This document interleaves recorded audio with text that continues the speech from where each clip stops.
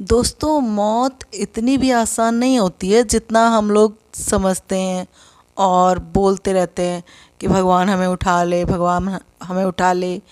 पर जब सचमुच मौत सामने आती है तो क्या होता है। एक कहानी सुनाती हूँ आपको। एक बुढ़िया थी और उसकी बहू रहा करते थे दोनों।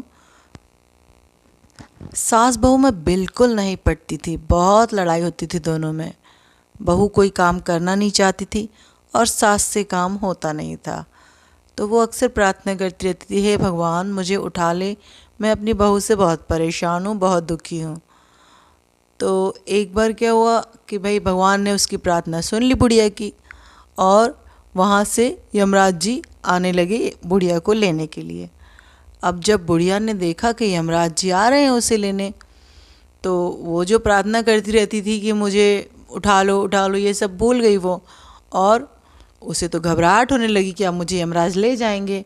अब उसने कहा कि कैसे बचा जाए।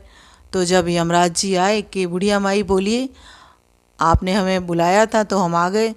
तो बोले कुछ नहीं बेटा, मेरे ये डलिया नीचे गिर गई थी, टोकरी, तो आप ऐसा कीजिए इसको उठा के मेरे सर पे रख दीजिए। तो यमराज जी ने वो टोकरी उसके ऊपर उठा के सिर पे रख दी और वहाँ से चले गए।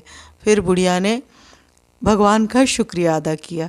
तो ये होता है मौत का भय। इंसान कह तो देता है कि हमें उठा ले, हमें उठा ले, लेकिन सचमुच जब मौत का सामना होता है तो वो फेस नहीं कर पाता है।